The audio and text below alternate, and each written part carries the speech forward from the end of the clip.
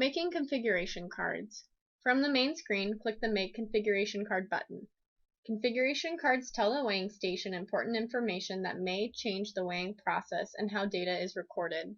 To make a new configuration card, select the language of instructions. Next, verify that the time zone and the weigh unit are correct.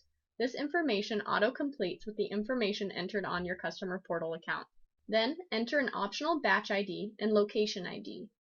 These can be alphanumeric codes used for your records. Each weigh entry will contain this batch ID and location ID. Then you will need to choose up to 2 containers to use during harvest.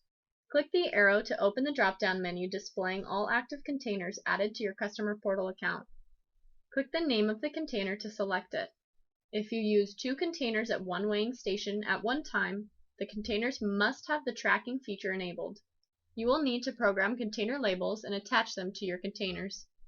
If you do not see a container you've added to the customer portal in the drop-down list, click Refresh Container List to update it with the most recent container information. When all information is entered, have an RFID card ready. Click the Program Card button. Hold an RFID card up to the RFID reader until you hear a chime and see the correct card contents at the bottom of the screen. To verify that the card successfully programmed, scan the card by holding it up to the RFID reader. The card contents should appear with the correct information. When you are finished programming one or multiple configuration cards, click the Done button to return to the main screen.